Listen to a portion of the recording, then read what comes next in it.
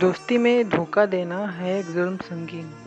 दोस्ती में धोखा देना है एक जुर्म संगीन, इसलिए दोस्त बनाओ जिनके दिल हो रंगीन। Hey folks, welcome back to वाई से।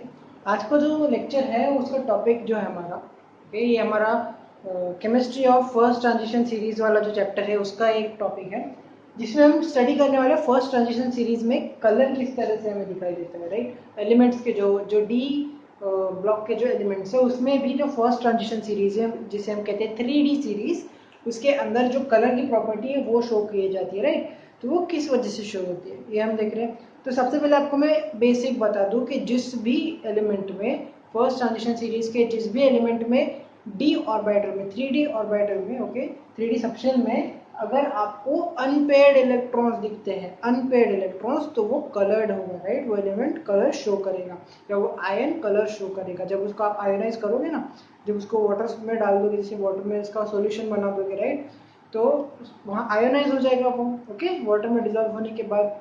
सो वो एक कलर शो करेगा जब वो आयन फॉर्म करेगा तब। तो हम उसके एग्जांपल्स वगैरह सब कुछ देखने वाले हैं, ओके। तो यहाँ पर जैसे कि आप देख सकते हो कि आपके सामने पूरी 3D सीरीज या फिर आप कह सकते हो फर्स्ट ट्रांजिशन सीरीज लिखी हुई है, ओके। कौन सी सीरीज लिखी है? First transition series, okay. First transition series लिखी हुई है आपके सामने। इसमें स्कैंडियम है 3D1 और 4s2, ओके। तो इसमें हम इलेक्ट्रॉन्स को फिल कर देंगे, इलेक्ट्रॉनिक कॉन्फ़िगरेशन हम लिख रहे हैं। और यहाँ पर एस सबशेल में आपके पास 2 इलेक्ट्रॉन्स हैं, क्योंकि 4s में पहले इलेक्ट्रॉन भरो उसके बाद 3D में भरते, राइट। जब आप इलेक्ट्रॉनिक कॉन्फ़िगरेशन लिखते हो तो कैसे लिखते हो? 4s2 और 3D, उसके बाद में 4s2 जैसे 3D5 3D6 जो भी हो वैसे भरते हैं आप उसको। तो यहाँ पर फिर से 4s2 फिर 3D2, तो 3D में 2 इलेक्ट्रॉन्स, फिर 4s में 2, यहाँ पे 3 1 2 3, यहाँ पर 2 1 2, यहाँ पे 5 1 2 3 4 और 5, और इसके साथ में यहाँ पर 1, ओके। ये एक स्पेशल केस है, राइट। इसके अंदर में क्या हो रहा है, एक यहाँ पे वैसे तो 2 इलेक्ट्रॉन होने चाहिए थे, बट एक इलेक्ट्रॉन कहाँ जा रहा है? 3D में जंप करके जा रहा है, ओके। क्योंकि यहाँ पे हाफ फील्ड जो इलेक्ट्रॉनिक कॉन्फ़िगरेशन होती है, half field electronic configuration is more stable, तो वो ज़्यादा स्टेबल मोड में जाने की कोशिश करेगा, ओके। दैट्स वाई अब यहाँ पे ये तो समझ गया 4s2 क्यों नहीं है, ओके। अब देखो मैंगनीज के केस में यहाँ पर 1 2 3 4 5 और यहाँ पर 2, ओके, 2 इलेक्ट्रॉन्स 4s में। यहाँ पे 6 इलेक्ट्रॉन से 1 2 3 4 5, यहाँ पे 6 इलेक्ट्रॉन अपोजिट स्पिन वाला, यहाँ पे 2 इलेक्ट्रॉन्स, फिर यहाँ पे 7, मैं यहाँ पे पहले फिल कर देता हूँ, ओके। यहाँ पे 2, यहाँ पर 8,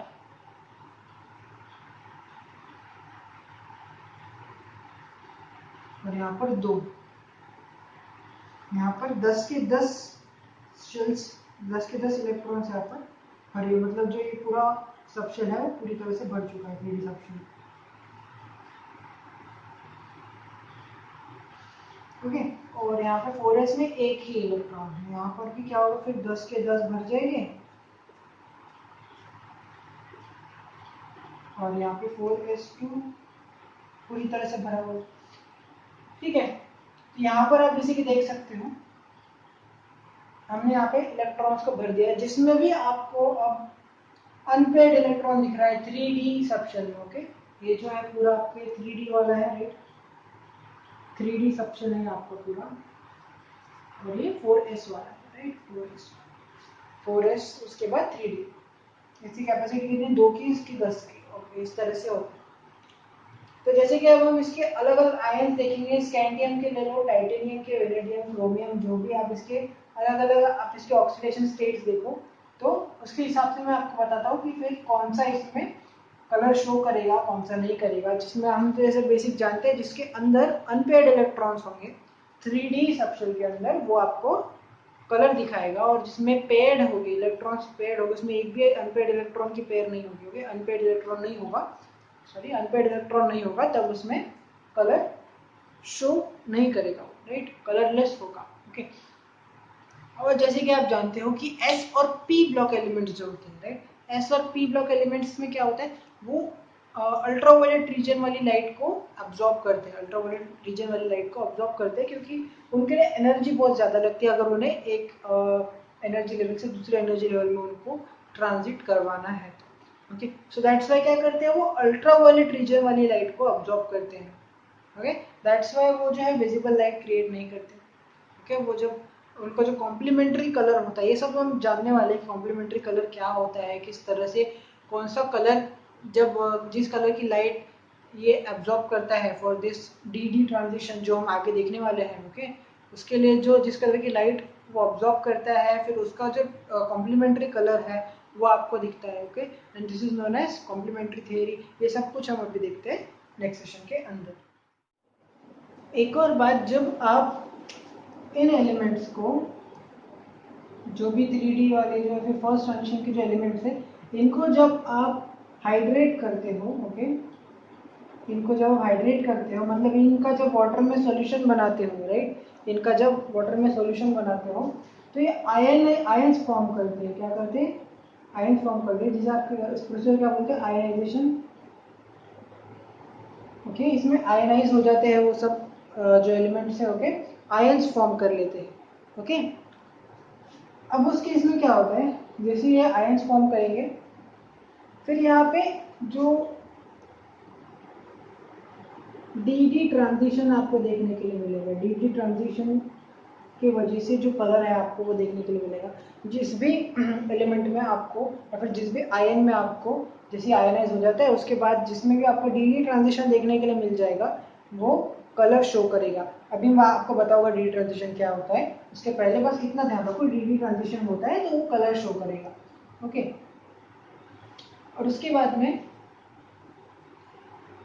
जैसे आयंस है इसके अंदर, ओके,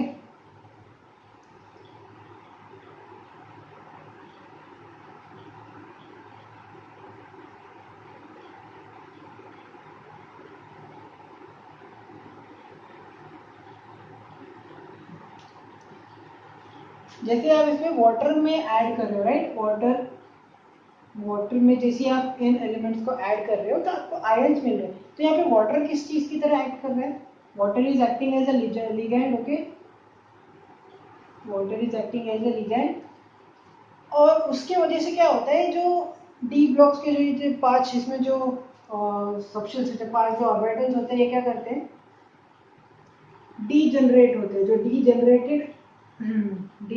जनरेटेड ऑर्बिटल्स हैं, डी जनरेटेड ऑर्बिटल्स हैं, वो क्या होते हैं, दे फॉर्म मोर 2 और मोर ग्रुप्स। ओके, 2 और मोर ग्रुप्स, ये 2 से उससे ज्यादा ग्रुप्स फॉर्म कर लेते हैं। किसके बेसिस पे, कोऑर्डिनेट बॉन्ड्स जो है उसके बेसिस पे, किस टाइप का कोऑर्डिनेट बॉन्ड फॉर्म हो रहा है, राइट, उसके बेसिस पे यहाँ पर ग्रुप्स फॉर्म हो जाते हैं, एक या उससे ज्यादा। ओके, डी ट्रांजिशन अगर होगा तो कलर शो करेगा।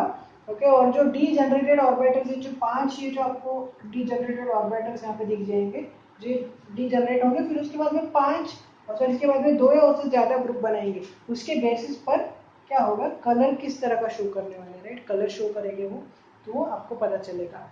उसके बेसिस पर जो कलर वाला जो पूरा सिस्टम है वो आपको समझना है। तो बुक से कुछ थोड़ा सा एक्स्ट्रा देखेंगे सो दैट आपको और क्लियरली समझे। और ये जो प्रोसेस होता है, ये 2 या 2 से ज्यादा ग्रुप्स फॉर्म होने का, इसको क्या बोलते हैं, crystal field splitting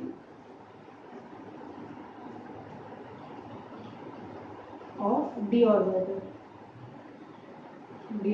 okay, crystal field splitting of d orbital, this process is known as crystal field splitting of D orbital. में एरो देने की जरूरत नहीं, यही जो प्रोसेस है ना, 2 या 2 से ज्यादा ग्रुप्स फॉर्म हो रहे हैं, उसी को कह रहे हैं crystal field splitting of D orbital. Okay, so you have a table in front of you, I am sorry it is not very neat, okay, but थोड़ा समझने की कोशिश कर लो। ओके, थोड़ा सा आड़ा तिरछा हो चुका है ये,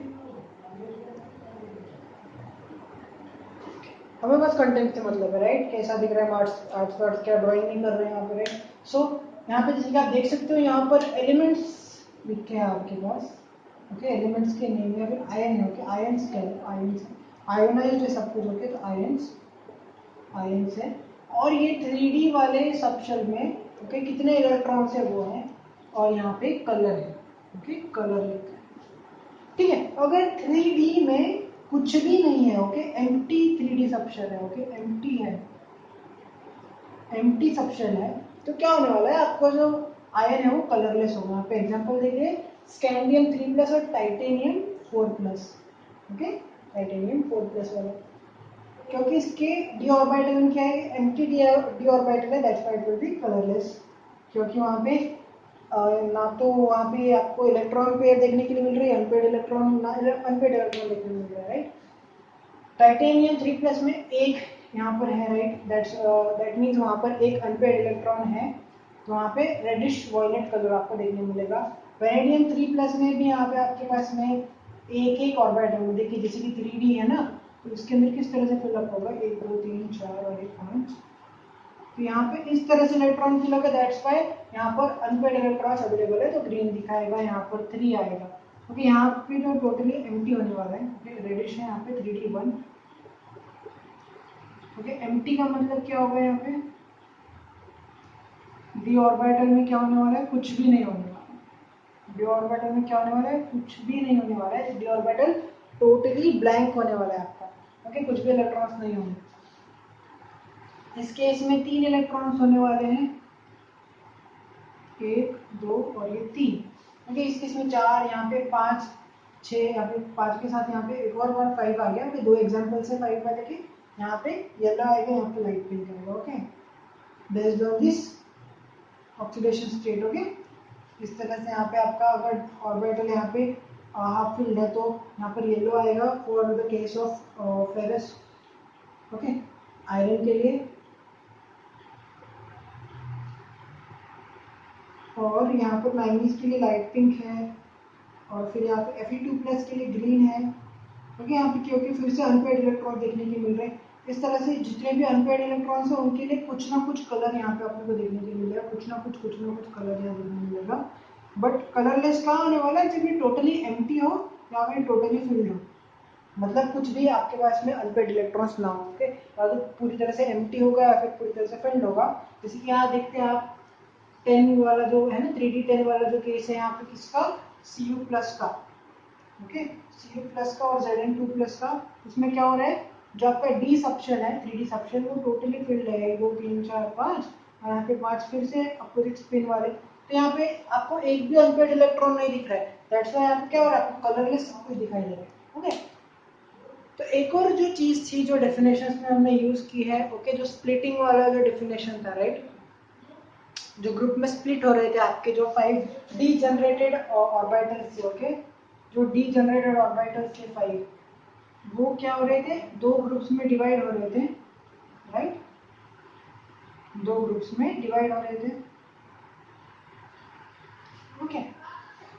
तो वो कैसे होता है, वो मैकेनिज्म कैसे होता है, मैं आपको शॉर्ट में बता देता हूँ, ये सब आपको बुक में देखने के लिए नहीं मिलेगा, और एक बार जो टोटली जो आपके बुक में जो भी टेक्स्ट है उसके साथ में आपको अच्छे से समझा देता हूँ, ओके। तो आपको ये सब कुछ क्लियर हो जाएगी कि एक्चुअली कलर वाला फंडा है। सबसे बेसिक चीज तो ये समझ लो कि जैसे ही आपको अनपेड इलेक्ट्रॉन्स दिख जाए 3D सबशेल के अंदर, दैट मीन्स आपका जो एलिमेंट है, फिर आपको जो आयन फॉर्म हो रहा है, जो आयनाइज होने के बाद में जो आयन फॉर्म हो रहा है, that will show you some colour, okay. वो कलर क्यों शो करेगा, अब ये जो चीज़ है फिजिक्स में भी आ जाती है, केमिस्ट्री में भी, जैसे कोई लेट से कोई रेड कलर की चीज़ है आपके पास, रेड कलर की चीज़ है, उसके ऊपर लेट से अगर व्हाइट लाइट पड़ती है तो वो क्या करेगा, बाकी सभी कलर की लाइट्स को एब्जॉर्ब करेगा और सिर्फ जो रेड कलर है उसको रिफ्लेक्ट बैक करेगा, राइट, दैट्स वाई वो रेड कलर का दिखेगा। अब इसमें एक कॉन्सेप्ट आएगा कॉम्प्लीमेंट्री कलर वगैरह का, तो मैं आपको अभी शॉर्ट में बता दूंगा, बहुत जल्दी समझेगा, बहुत इंटरेस्टिंग आएगा, अंत तक बने रहिएगा, आपको बहुत अच्छे समझने वाले हैं, ओके।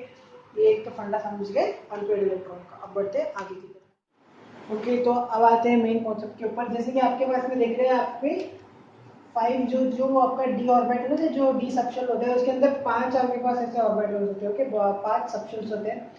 तो इसमें क्या हो रहा है, वो डिवाइड हो रहा है, नॉन एक्सियल मतलब जो आपके D X Y D Y Z, जो फर्स्ट वाला ऑर्बिटल होता है that is D X Y, फिर D Y Z D x Z D x square Y square, और ये डी जेड स्क्वायर, ओके। ये उनके नेम्स हैं, ओके। अब यहाँ पर देख सकते हैं आप कि किस तरह का वहाँ पे ज्योमेट्री शो करते हैं। जैसे कि आप जानते हैं डी ऑर्बिटल क्या है, वो डबल डम्बल शेप दिखाता है, राइट। डबल डम्बल शेप के होते हैं वो, ओके। जैसे डी एक्स वाई की बात कर रहे हैं तो क्या हो रहा है, एक्स और वाई के 45 डिग्री पे हो रहा है, एक्स के 45 डिग्री पे, वाई के 45 डिग्री पे, ओके, वाई एक्सिस। वहीं वैसे ही डी वाई जेड के इसमें वाई और जेड के 45 डिग्री पे, डी एक्स जेड में एक्स और जेड की जो एक्सिस है उसके 45 डिग्री फॉर्म करेगा एंगल। जैसे d x square Y square तो उसके ऊपर ओवरलैप करेगा एक्स और वाई के ऊपर, d x square Y square. इसमें जेड स्क्वायर दोनों ही जो लोब्स है वो एक ही इस पर जेड एक्सिस के ऊपर ओवरलैप करेंगे, देयरफॉर यहाँ पे देखिए, यहाँ पे ओवरलैप करने साइन हो है, ओके।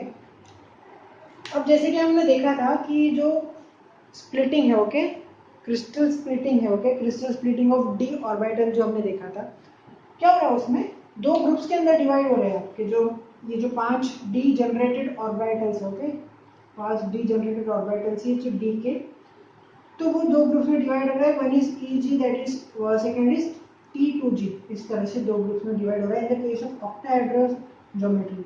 टेट्राहेड्रल में इस तरह से और स्क्वायर प्लेनर में इस तरह से कुछ, ओके। ये सब उतना इम्पोर्टेंट नहीं है वैसे अगर आप सिलेबस की तरह से देखो तो, बट अगर कॉन्सेप्ट वाइज देखो तो ये सब आपको बता रहा है कि किस तरह से जो है दो ग्रुप्स वहाँ पे फॉर्म हो रहा है, फिर दो से ज़्यादा ग्रुप्स वहाँ फॉर्म, ओके। यहाँ पे वैसे दो ही ग्रुप फॉर्म हो रहे हैं, इस तरह से दो ग्रुप्स, ठीक है, स्क्वायर प्लेनर में।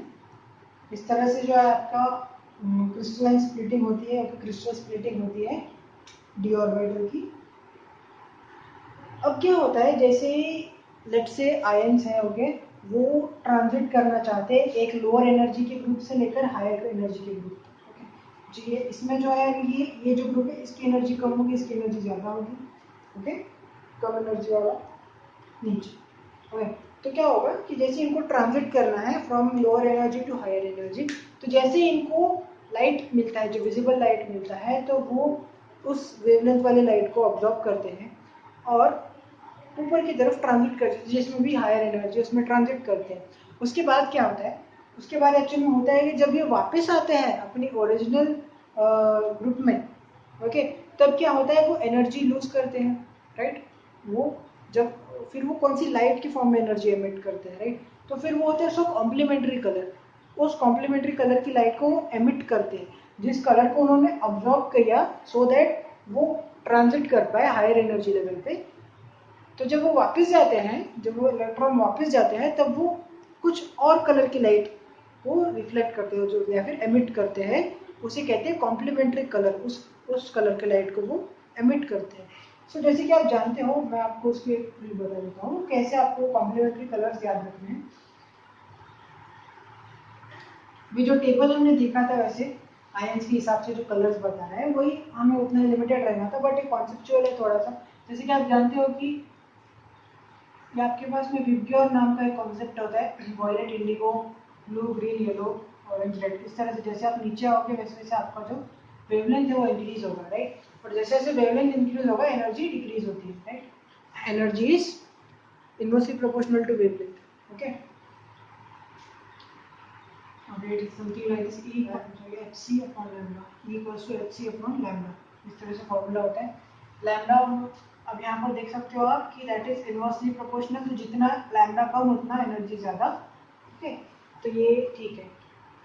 अब इसके बाद में कॉम्प्लीमेंट्री कलर्स की बात करें हम, कॉम्प्लीमेंट्री कलर्स का चार्ट तो आपको आपकी स्क्रीन पर दिख रहा होगा, उसके अकॉर्डिंग अभी मैं आपको समझा दूंगा, ओके। तो आपको पूरी तरह से दिख रहा होगा चार्ट किस तरह से, उसके जो अपोजिट में जो आपको कलर दिख रहा है, जिस भी कलर के अपोजिट में आपको जो कलर दिख रहा है वो उसका कॉम्प्लीमेंट्री कलर है, राइट। तो उसको समझेंगे अभी, ओके। तो जैसे कि आप विबग्योर वाली ट्रिक जानते हो, VIBGYOR, आप उसको इस तरह से लिख लो। उसके बाद में जैसे ही उसके अपोजिट में जो आपको कलर दिख रहा है that is your complementary colour for that particular colour, okay. उस कलर की लाइट के कॉम्प्लीमेंट्री जो है उसके बिल्कुल अपोजिट में आपको दिख जाएगा। So thank you for watching this video till the end. Like कर दो वीडियो को, सब्सक्राइब टू दिस चैनल। उस सब्सक्रिप्शन रेट से थोड़ा सा मोटिवेशन मिलता है, so keep on subscribing. Thank you.